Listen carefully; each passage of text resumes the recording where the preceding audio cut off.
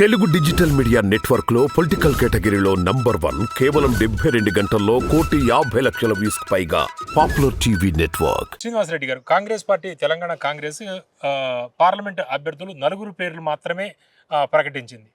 చాలామందికి ఫస్ట్ లిస్ట్లోనే వస్తాయి, దాదాపు అందరి పేర్లు ఉంటాయి అనుకున్న పరిస్థితి. కేవలం ఆ 4 పేర్లే ఫస్ట్ లిస్ట్లో ఎందుకు ఉన్నాయంటారు? అంటే వంశీచంద్ర రెడ్డి గారికి ఇచ్చారు, సురేష్ షెట్కార్కి జైరాబాద్ ఇచ్చారు, బలరాం నాయక్ వరంగల్ మహబూబాబాద్ ఇచ్చిన పరిస్థితి, మహబూబ్ నగర్ వంశీచంద్ర రెడ్డి. అయితే ఇందులో మహబూబ్ నగర్ అయితే ముఖ్యమంత్రి ప్రకటించింది. అవును, అయితే ఫస్ట్ సునీత మహేందర్ రెడ్డి పేరు వచ్చింది, పేరు మళ్ళీ ఫస్ట్ లిస్ట్ పోయి లీక్ వచ్చింది. అది లీక్ వార్తనేమో సునీత మహేందర్ రెడ్డి వచ్చింది, తర్వాత అఫీషియల్ గానేమో వంశీచంద్ర రెడ్డి. కానీ లీక్ ఇచ్చిన దాంట్లో మరి వంశీచంద్ర రెడ్డి పేరు లేదు, సునీత మహేందర్ రెడ్డి పేరు ఉంది ఆ నలుగురిలో. అది కూడా కొంత సర్ప్రైజ్ గానే కనపడ్డది. ఏంటది? ఏంటంటే ముఖ్యమంత్రి అనౌన్స్ చేసిన తర్వాత మరి సెలక్షన్ కమిటీ ఆ పేరును లీక్ చేయడంలో ముఖ్యమంత్రి చెప్పిన అభ్యర్థి పేరు లేకుండా చెప్పని అభ్యర్థి పేరు ఇంకో కాన్స్టిట్యున్సీ ఉందంటే ఖచ్చితంగా ముఖ్యమంత్రి తొందరపడి బహిరంగ సభలో ప్రకటించిండా అధిష్టానం అనుమతి లేకుండానే అనే అనుమానం వస్తుంది. అట్లా అనుమానం వచ్చింది కూడా. నేను లీక్ వార్త 2-3 గంటలు టీవీలలో స్క్రోలింగ్ నడిచింది. ఇది మహబూబ్ నగర్ పేరు లేదు, వంశీచంద్ర రెడ్డి పేరు లేదు. చాలా మంది అనుకున్నారు రేవంత్ రెడ్డి గారు ప్రకటించారు, ఆల్రెడీ ప్రకటించేసి ఆ పేరే లేదు, ఫస్ట్ లిస్ట్ లోనే ఆ పేరు లేదు అని ఆశ్చర్యపోయింది. కానీ తర్వాత మరి ముఖ్యమంత్రి వాళ్ళతో ఏం మాట్లాడినా దెబ్బ తగులుతుందని మళ్ళీ యాడ్ చేయాల్సిన పరిస్థితి. ఎగ్జాక్ట్లీ అట్లా జరిగి ఉండొచ్చు.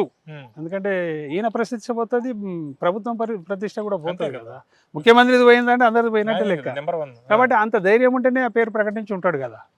కానీ ఈయన సింగిల్గా డిసిషన్ తీసుకుంటానని అనుమానం పెరిగింది. వంశీచంద్ర రెడ్డి విషయంలో ముఖ్యమంత్రి స్వయంగా ప్రకటించిండా, అధిష్టానం అనుమతి లేకుండానే ప్రకటించిండా, అందుకని అది ఆగిందా, లీక్ వార్తలో అతని పేరు అందుకే లేదా, తర్వాత అధికారికంగా ప్రకటించినా కూడా ఆ పేరు తిరిగి వచ్చిందా, ముఖ్యమంత్రి ఒత్తిడి చేసిండా, లేకపోతే ఏం జరిగింది సంభాషణ, తర్వాత ఆయన పేరు వచ్చింది.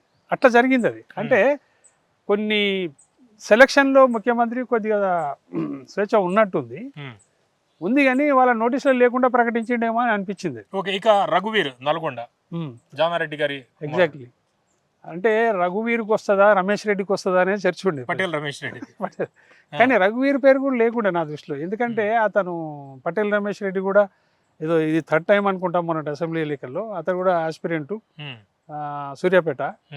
అదే దామోదర్ రెడ్డికి ఇచ్చారు, మళ్ళీ ఈయనకి పాపం అంటే లాస్ట్ టైం ఇయ్యలేదు, మొన్న హామీ ఇచ్చారంట ఆయనకి నల్గొండ ఎంపీగా ఇస్తామని. అవును, మల్లు రవి కూడా బయటకు వచ్చి చెప్పిండు ఎంపీ క్యాండిడేట్ మీరే. ఏడ్చిన వీడియోలు కూడా బాగా వైరల్ అయ్యాయి. మొన్న కూడా ఏడ్చాడు కదా అసెంబ్లీలో, ఎమ్మెల్యే టికెట్ అసెంబ్లీలోకి రాకపోతే ఆయన ఏడ్చేది కూడా చూసిండ్రు. ఆయన పేరు చాలా కాలం నుంచి వినబడుతుంది సూర్యాపేటలో కాంగ్రెస్ అభ్యర్థి అతను. కానీ దామోదర్ రెడ్డి కూడా ఏజ్ ఫ్యాక్టర్ అతను అయిపోయింది, ఇతనికి ఇస్తారని మొన్న కూడా నమ్మిరు ప్రజలు. కానీ మొన్న కూడా దామోదర్ రెడ్డికి ఇచ్చారని పక్క పెట్టేసి, సరే దామోదర్ రెడ్డి అయినా గెలుస్తుండే ఆయన కూడా గెలుస్తలేడు. ఇతన్ని కాదని అతను పోటీ చేసిన అతను గెలుస్తలేడు. ఇతను పటేల్ రమేష్ రెడ్డి గారు రేవంత్ రెడ్డి గారు బాగా దగ్గర కూడా, ఆయన రెడ్డి హాస్టల్ ఇద్దరు రూమ్మేట్స్ అంట. అయితే మరి ఇప్పుడు కూడా ఇతనికి హామీ అందరు ఇచ్చినట్టుండ్రు ఇంటర్నల్ గా. ఈవెన్ రేవంత్ కూడా ఇచ్చినట్టుండు, లోక్సభ సీటు మీకే ఇస్తాం, మీరేం బాధపడకుండా లోక్సభ కాంటాక్ట్ చేయాలని చెప్పినట్టుండ్రు. అట్లా ఇప్పుడు లోక్సభలో కూడా గాయబ్ అయిపోయింది జానారెడ్డి కొడుకు. మళ్ళీ ఇప్పుడు జానారెడ్డి ఇంట్లో కూడా 2వ వ్యక్తిన, ఇద్దరు కొడుకులకు. ఇప్పుడు ఒక ఆయన ప్రజెంట్లీ ఎమ్మెల్యే నాగార్జున సాగర్, ఇప్పుడు ఈయన ఎంపీ కాంటాక్ట్ చేస్తుండు. ఒక ఇంట్లో ఇద్దరికి ఇచ్చారు. ఆయన సిన్సియర్గా పార్టీ నుంచి బయటికి పోకుండా, టికెట్ ఇవ్వకుండా కానీ పార్టీలనే ఉన్న వ్యక్తికి 3వసారి హామీని కూడా మీరు నెరవేర్చకపోతే దాన్ని ఏమని అనుకోవాలి? జానారెడ్డి ఇన్ఫ్లుయెన్స్ ఎక్కువ పనిచేసిందా ఇది అధిష్టానం దగ్గర? ఇట్లా ఎంతమందిని చేసుకుంటూ పోతారు? కాబట్టి ఇది నెగటివ్ పాయింట్ కాంగ్రెస్ పార్టీకి.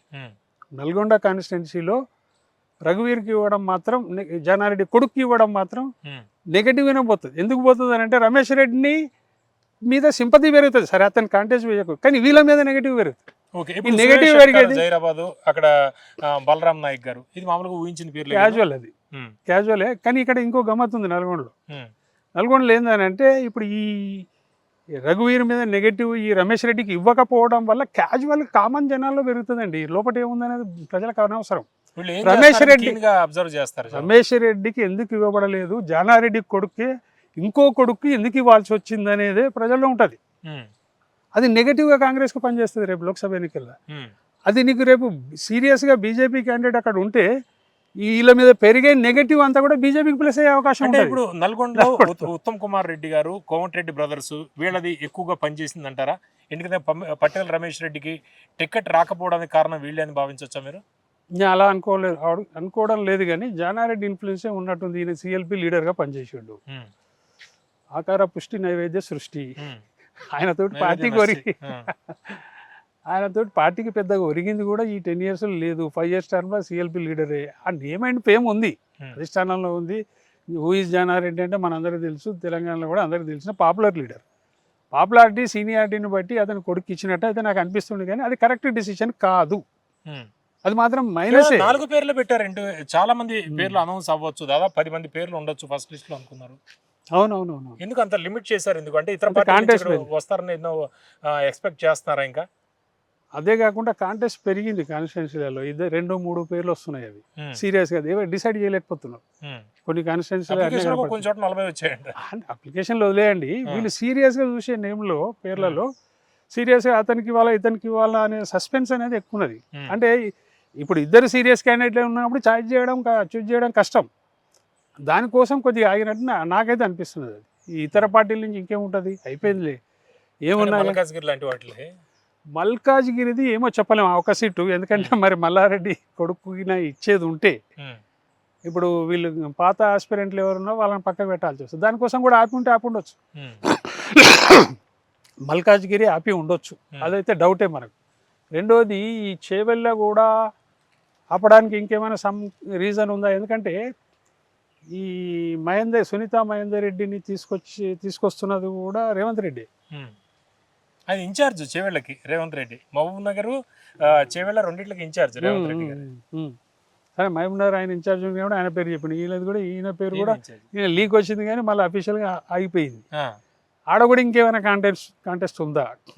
మల్కాజ్గిరిలో కూడా ఇప్పుడు మల్లారెడ్డి కొడుకుది కూడా నాకు తెలిసి రేవంత్ ప్రాబబుల్స్నే ఉండొచ్చు, ఇతని తరఫునే ఉండొచ్చు నేను అనుకుంటున్నాను. ఎందుకంటే చేవెళ్ళలో కూడా ఆస్పిరెంట్స్ కాంగ్రెస్ వేం నరేందర్ రెడ్డి తోటి మాట్లాడిపోయినారు వాళ్ళు, మల్లారెడ్డి వాళ్ళు కాలేజ్ ఇష్యూ అప్పుడు.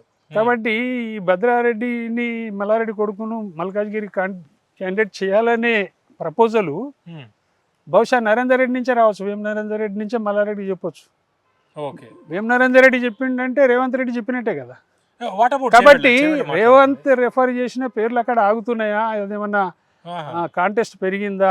అది చెవెళ్ళ విషయంలో కావచ్చు, మల్కాజ్గిరి విషయంలో. చెవెళ్ళలో కిచెన్ గారు లక్ష్మారెడ్డి గారి పేరు, ఒక 3-4 కొద్దిగా గొడవలు కూడా జరుగుతున్నాయంట కదా అక్కడ. ఉన్నాయి. కాంగ్రెస్ అన్నప్పుడు సముద్రం ఆస్పిరెంట్ చాలా మంది ఉంటారు, చూజ్ చేయడం కష్టం. అయితే చూజ్ చేయాలన్నప్పుడు ఇప్పుడు ఈ డిఫరెన్సెస్ వస్తాయి. ముఖ్యమంత్రి రిఫర్ చేసిండు, ఇంకో డిప్యూటీ సీఎం ఇంకోరిని చేయొచ్చు, ఇంకో మంత్రి ఇంకోరిని చేయొచ్చు. That is Congress. So choose చేయాలన్నప్పుడు అధిష్టానానికి కూడా ఇబ్బంది అవుతుంటుంది. అట్లా కొన్ని ఆగి ఉంటే ఉండొచ్చు. అంటే రేవంత్ కూడా ఏకపక్షంగా క్యాండిడేట్ ప్రపోజల్స్ పెడుతున్నాడా అనే చిన్నపాటి డౌట్ కూడా వస్తుంది.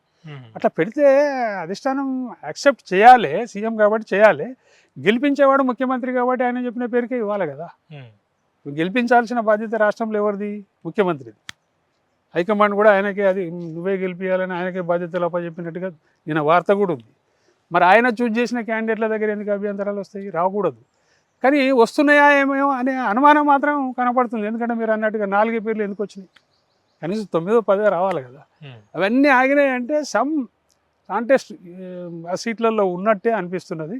వాటి మీద రివ్యూ చేస్తున్నట్టు అనిపిస్తుంది మనకు. అంటే ముఖ్యమంత్రిది కూడా పూర్తిగా అతను చెప్పింది ఇమ్మీడియట్గా వాళ్ళు చూజ్ చేస్తున్నట్టు కూడా పెద్దగా అనిపిస్తలేదు. చర్చ చేస్తున్నట్టు ఒక చెక్ లాంటిదే అనిపిస్తుంది. చూడాలి. Thank you very much. Thank you.